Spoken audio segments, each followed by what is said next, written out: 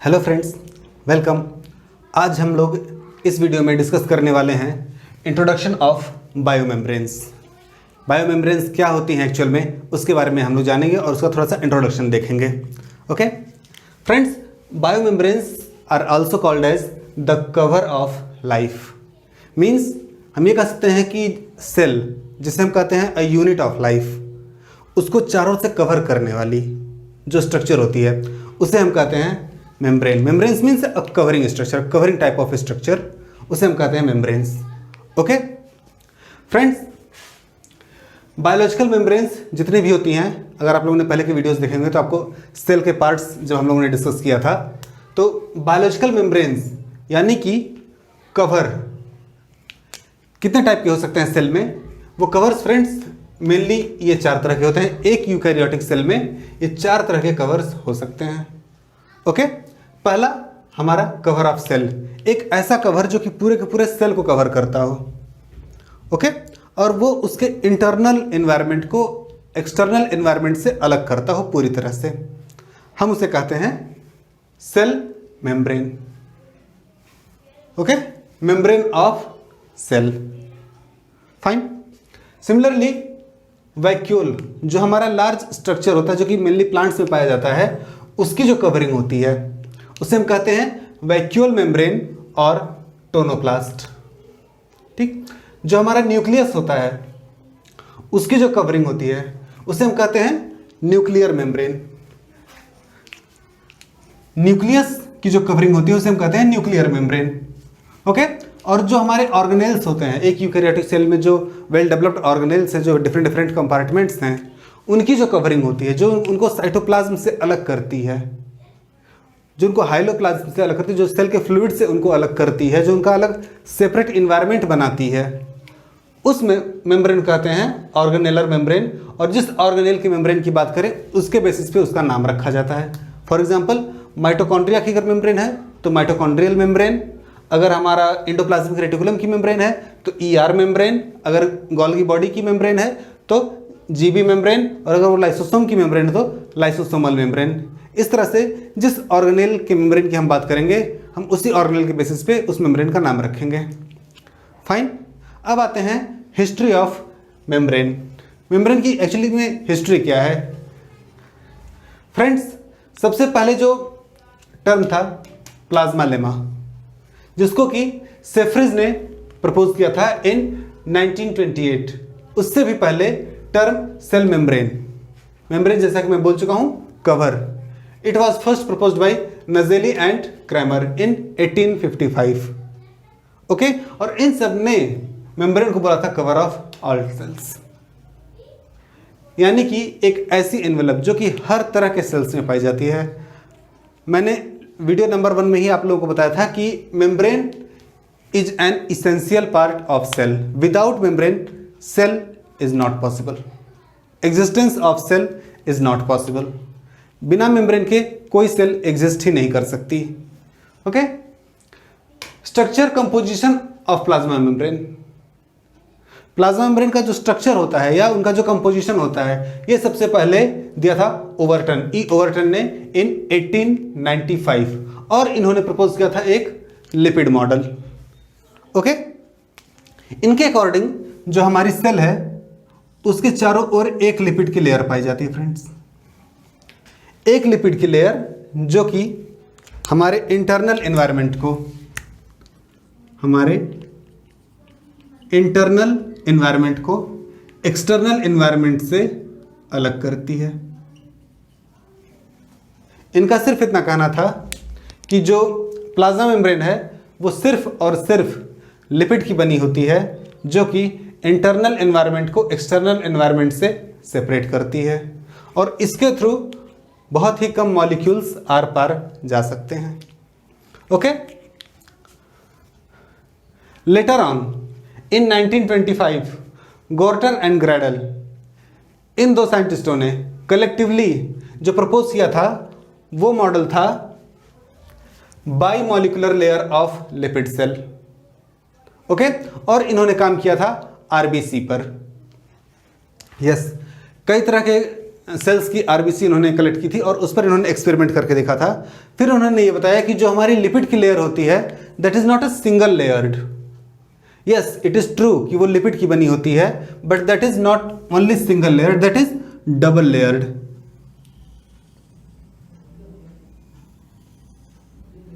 ऐसे inner leaflet, outer leaflet, या फिर इनर लेयर, आउटर लेयर। उन्होंने बताया, गॉर्टर एंड ग्रेडल ने इन 1925 कि जो हमारी मेम्ब्रेन होती है that is made up of 2 layers of lipid, that is inner layer of lipid and outer layer of lipid.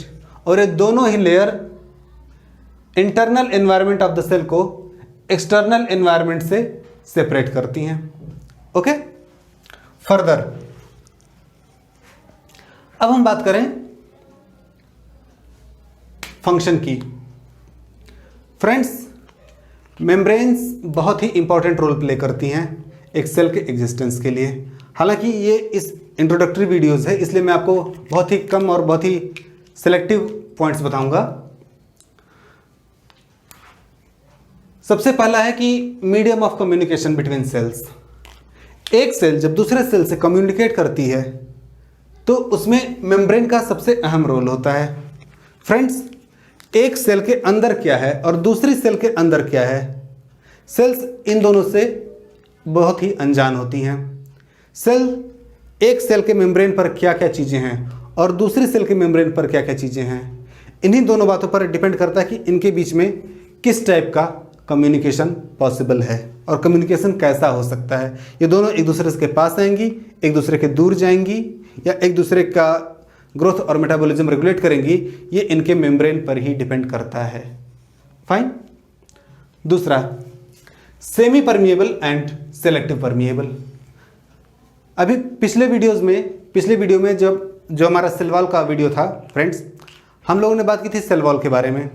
तो सेल वॉल के बारे में मैंने कहा था आपसे कि cell wall is completely permeable, means उसके थ्रू कोई भी चीज आर पार आ जा सकती है।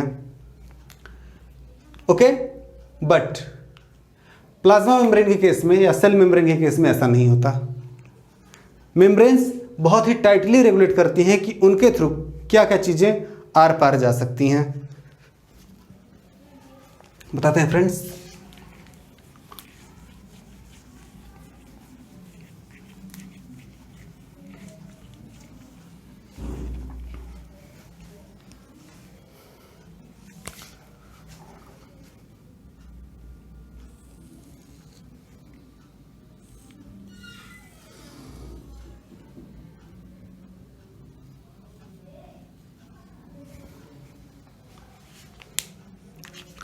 फ्रेंड्स, मैंने यहाँ पर ड्रॉ किया है 2 लेयर्स ऑफ प्लाज्मा मेम्ब्रेन।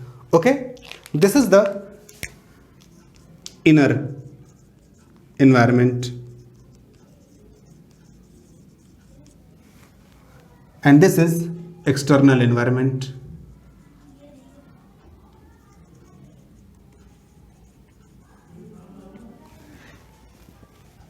ये सेल के अंदर का हिस्सा और ये सेल के बाहर का हिस्सा। प्लाज्मा मेम्ब्रेन चीज़ों को कैसे रेगुलेट करती है फ्रेंड, इससे पहले हम जान लें कि अगर ये प्लाज्मा मेम्ब्रेन ना होकर के सेल वॉल होती तो इसके थ्रू आर या पार, चाहे वो पोलर कंपाउंड्स होते, नॉन पोलर कंपाउंड्स होते, आयंस होते, कोई भी मॉलिक्यूल्स होते, वो आराम से एक दूसरे के आर पार आ जा सकते थे। उन्हें रोकने और डिस्टर्ब करने वाला कोई भी नहीं होता अगर ये हमारी सेल वॉल होती तो। लेकिन प्लाज्मा मेम्ब्रेन के केस में ऐसा नहीं होता फ्रेंड्स। प्लाज्मा मेम्ब्रेन, जैसा कि मैंने आपको बताया कि it is made up of, साइंटिस्टों ने पहले कहा था कि it is made up of lipid. Okay, लेकिन आज हम जानते हैं कि it is not made up of only lipids. अगले लेक्चर में जब हम कंपोजिशन डिस्कस करेंगे फिर मैं आप लोगों को बताऊंगा कि it is not made up of only lipids. यह सिर्फ लिपिड की बनी हुई नहीं होती हैं, it is made up of protein, lipid and carbohydrate. 3 चीज़ों से मिलकर के हमारी प्लाज्मा मेम्ब्रेन बनती है। लिपिड्स भी कई तरह के होते हैं, प्रोटीन्स भी कई तरह के होते हैं, कार्बोहाइड्रेट्स भी कई तरह के होते हैं, जो कि कलेक्टिवली डिटरमाइन करते हैं कि जो हमारी प्लाज्मा मेम्ब्रेन है वो किस तरह की है, और स्पेशल टाइप ऑफ सेल की special type of plasma membrane होती है जो कि उस सेल को एक तरह से हम कह सकते हैं कि आईडी का काम करती है। सेल की जो आईडी होती है, स्पेशल आइडेंटिफिकेशन, वो उसके प्लाज्मा मेम्ब्रेन पर ही मैक्सिमम टाइम हमें दिखाई पड़ती है। ओके फ्रेंड्स, अगर कोई हमारा पोलर कंपाउंड है तो वो प्लाज्मा मेम्ब्रेन के थ्रू आसानी से आर पार आ जा सकता है। ओके